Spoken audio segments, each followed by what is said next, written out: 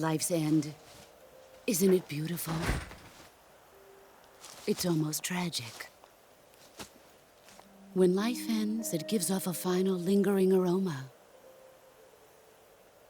Light is but a farewell gift from the darkness to those on their way to die. I've been waiting, Snake, for a long time.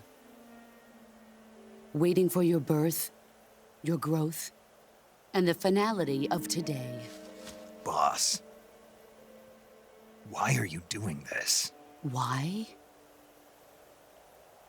To make the world one again. The world used to be whole. But with the end of the Second World War, the philosophers began to fight amongst themselves, and the world was torn apart. The Cobras, my comrades who trained and fought alongside me, were torn apart as well. The foibles of politics and the march of time can turn friends into enemies just as easily as the wind changes. Ridiculous, isn't it? Yesterday's ally becomes today's opposition, and this Cold War. Think back, when I was leading the Cobras, America and Russia were fighting together. Now, consider whether America and Russia will still be enemies in the 21st century. Somehow I doubt it. Enemies change along with the times, the flow of the ages, and we soldiers are forced to play along. I didn't raise you and shape you into the man you are today just so we could face each other in battle. A soldier's skills aren't meant to be used to hurt friends. So then what is an enemy? Is there such a thing as an absolute timeless enemy? There is no such thing, and never has been. And the reason is that our enemies are human beings like us. They can only be our enemies in relative terms. The world must be made whole again. The philosophers must be reunited. I will devote my skills to that purpose. And with the Colonel's money, I will achieve that end. Just as I once created the Cobras. They are my family. I may no longer be able to bear children, but I still have a family. It was November 1st, 1951. I was in the Nevada desert participating in atomic testing. The name Nevada is derived from Spanish, covered in snow, white as snow. And snow is exactly what I saw in that Nevada desert. It froze my blood white. Snake, you were an atomic test subject, weren't you? On Bikini Atoll. That's part of the reason I was drawn to you. You and I are alike. We're both slowly being eaten away by the karma of others. We'll never have the chance to die peacefully of old age. We have no tomorrow. But we can still have hope for the future. In 1960, I saw a vision of the ideal future from space. 3 years earlier, the Soviet Union had succeeded in launching Sputnik, the first man-made satellite in history, into orbit. This came as a huge shock to the United States. In response, America threw everything it had into its own manned spaceflight project, the Mercury program. Even as the Soviets seemed poised to send their first man into space, America was still experimenting with chimpanzees and rockets. The government wanted human data. So they secretly decided to send a human being into space. I was the one they chose. At the time, they didn't have the technology to block out cosmic rays, and whoever they sent up would inevitably be exposed to heavy radiation. That's why they chose me. After all, I'd already been irradiated once.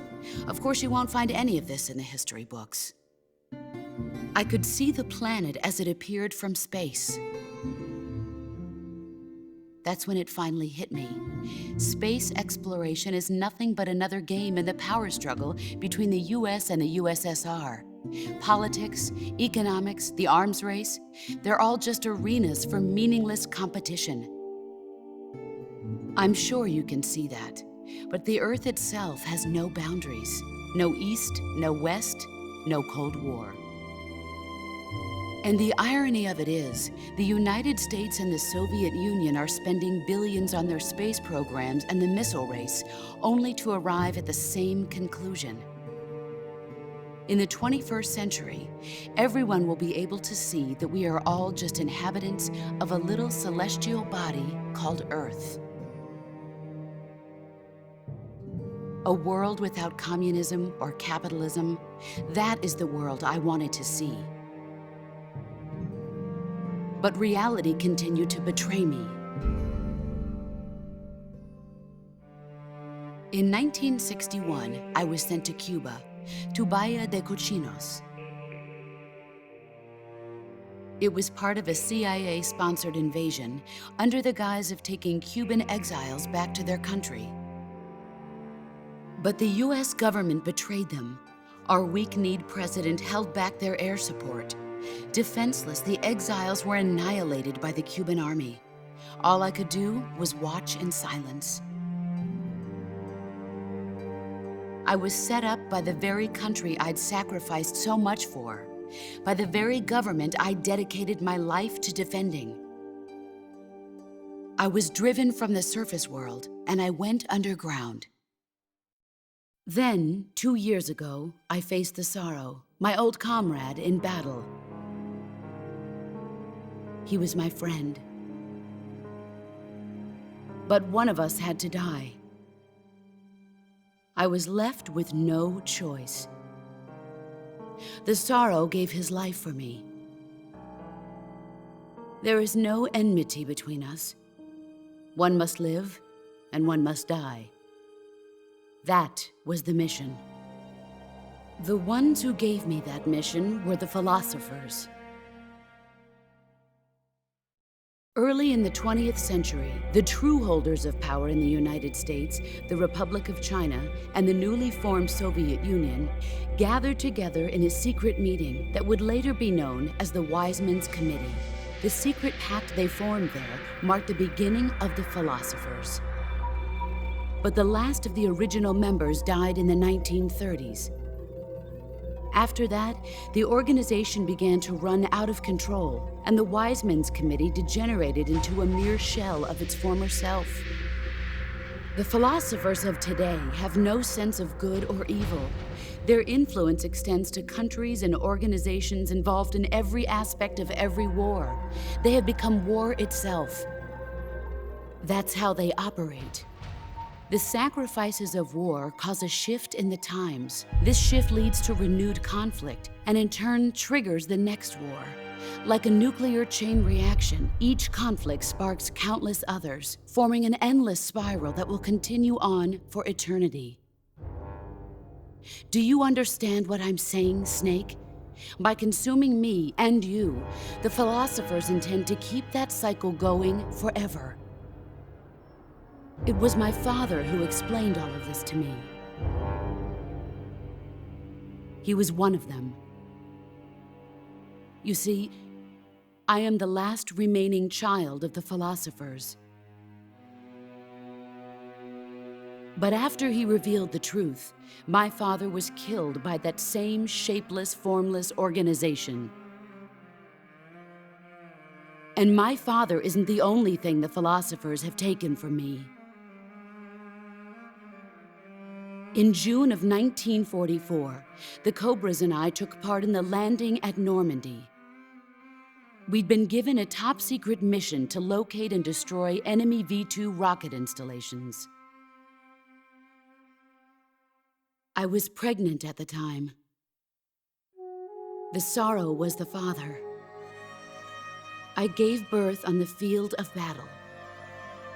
A beautiful baby boy, But my child was snatched away from me by the philosophers.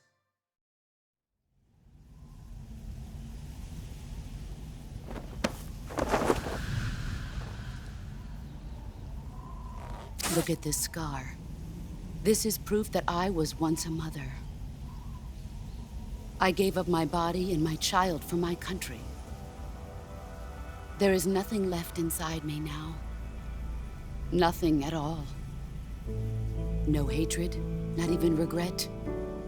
And yet sometimes at night, I can still feel the pain creeping up inside me, slithering through my body like a snake.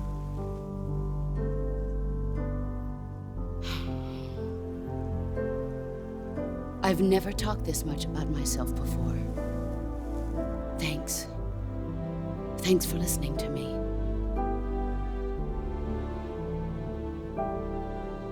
I feel content. Snake, commence the operation. I raised you. I loved you. I've given you weapons, taught you techniques, endowed you with knowledge. There is nothing more for me to give you. All that's left for you to take is my life, by your own hand. One must die, and one must live. No victory, no defeat. The survivor will carry on the fight. It is our destiny. The one who survives will inherit the title of boss. And the one who inherits the title of boss will face an existence of endless battle. I'll give you 10 minutes. In 10 minutes, MiGs will come and bomb the hell out of this place. If you can beat me in less than 10 minutes, you'll be able to escape in time. Let's make this the greatest 10 minutes of our lives, Jack. Boss. You're a soldier. Finish your mission. Prove your loyalty. Face me.